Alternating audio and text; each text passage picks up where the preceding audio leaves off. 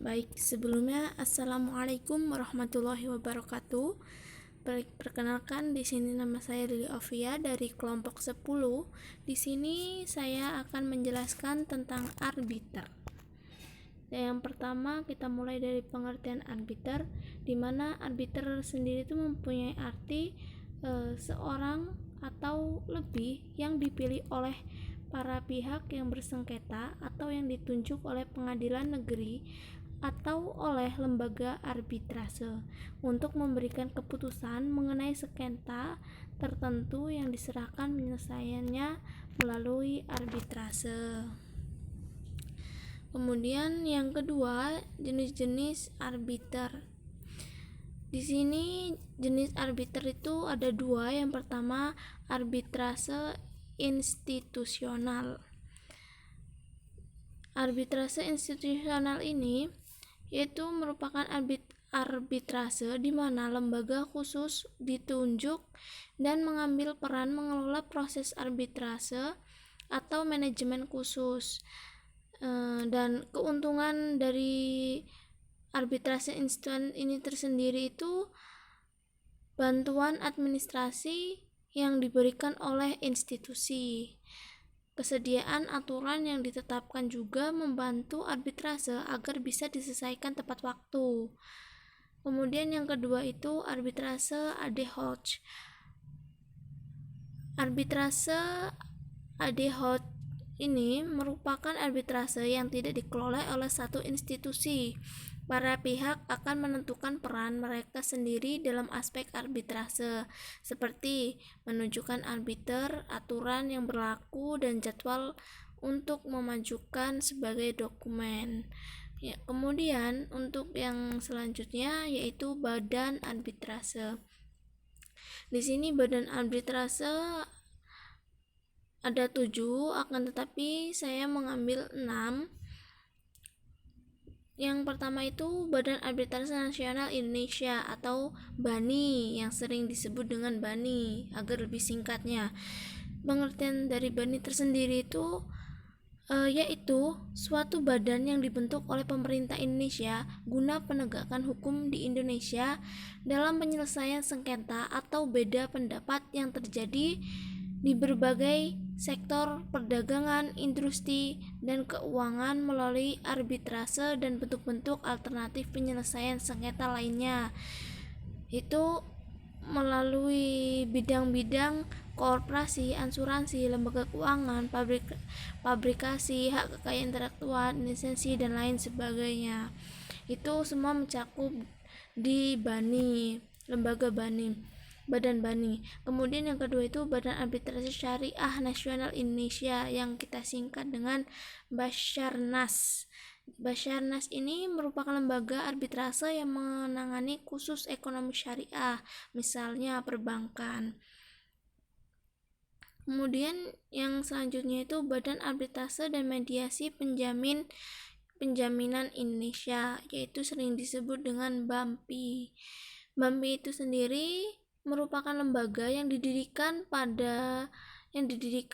oleh 17 lembaga penjaminan yang juga merupakan anggota Asosiasi Perusahaan Pembiayaan Indonesia (APPI).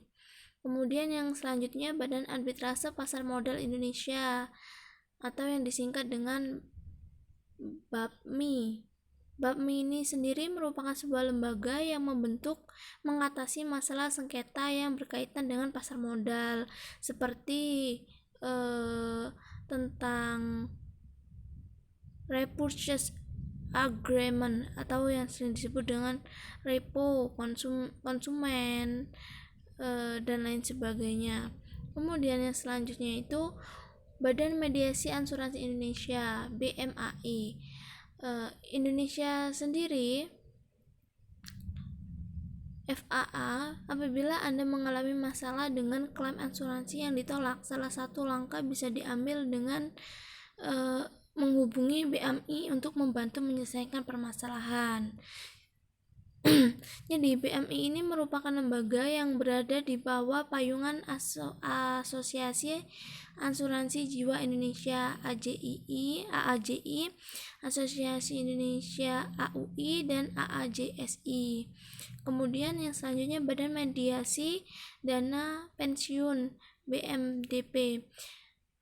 BMDP ini merupakan lembaga mediasi yang membentuk permasalahan yang terkait dengan dana pensiun. Jadi semua dana pensiun, adanya potongan dan lain sebagainya itu intinya tentang dana pensiun itu semua masuknya di BMDP. Kemudian yang selanjutnya kewajiban dan larangan arbiter. Kewajiban dan tanggung jawab arbiter itu sendiri, yang pertama, arbiter itu wajib menaati peraturan arbiter atau mediator bani. Jika tidak menaati peraturan, berarti itu sama saja bukan arbiter ya, itu sama aja dia melanggar.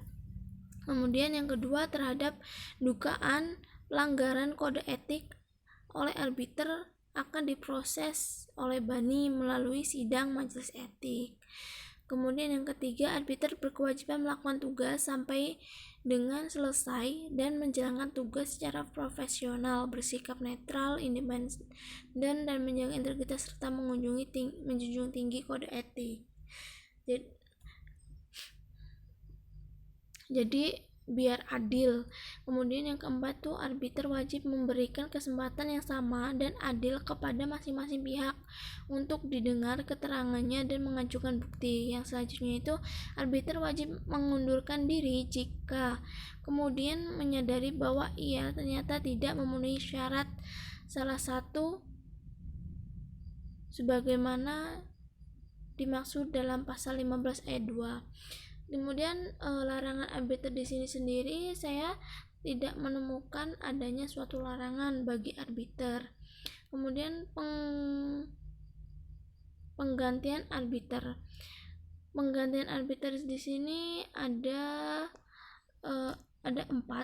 Yang pertama itu kematian atau cacat dalam hal seorang arbiter meninggal dunia atau tidak mampu secara tegas untuk melakukan tugasnya.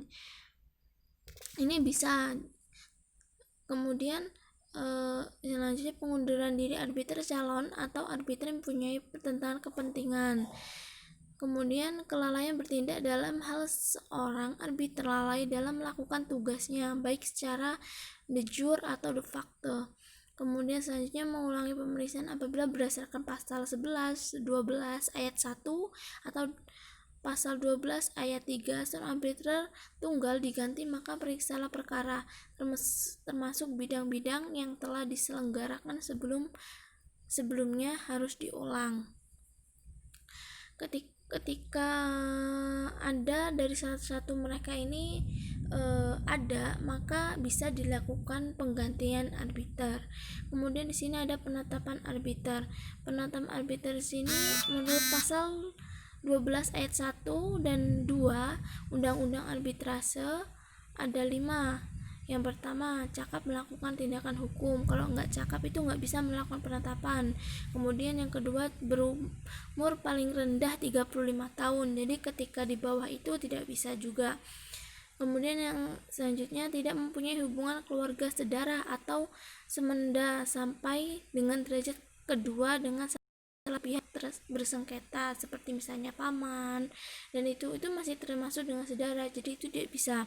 Kemudian tidak mempunyai kepentingan finansial atau kepentingan lain atas putusan arbitrase. Ketika kita memang nggak punya kepentingan, ngapain juga kan ya buat ini, jadi kan sama aja membuang-buang waktu. Kemudian yang selanjutnya itu dan memiliki pengalaman serta penguasaan secara aktif di bidang paling sedikit 15 tahun. Di sini meskipun seorang memenuhi persyaratan tersebut, namun apabila ia memikul jabatan sebagai hakim, jaksa, panitera, dan pejabat lainnya, dia itu tidak bisa ditunjuk atau diangkat sebagai arbiter. Karena arbiter itu tidak bisa seseorang itu menjabat 2 jabatan, itu tidak bisa. Kemudian masa kerja arbiter. Masa kerja arbiter itu di sini ada 3. Yang pertama, arbiter kewajiban melakukan tugasnya sampai dengan selesai dan menjalankan tugas profesional, sikap netral, independen, dan menjaga integritas serta menjunjung tinggi kode etik. Kemudian yang kedua, arbiter wajib memberikan kesempatan yang sama dan adil kepada masing-masing pihak untuk didengar keterangannya dan mengajukan bukti-bukti. Yang selanjutnya, arbiter wajib segera mengundurkan diri apabila kemudian menyadari bahwa ia ternyata tidak memenuhi satu atau lebih syarat-syarat sebagaimana dimaksud pasal 13 ayat 2. Jadi di sini ketika memang sudah waktunya untuk mundur ya, itu sudah diperbolehkan. Mungkin cukup sekian makalah dari saya. Apabila banyak kekurangan saya mohon maaf, pada Allah saya mohon maaf ampun. Apabila saya akhiri, wassalamualaikum warahmatullahi wabarakatuh.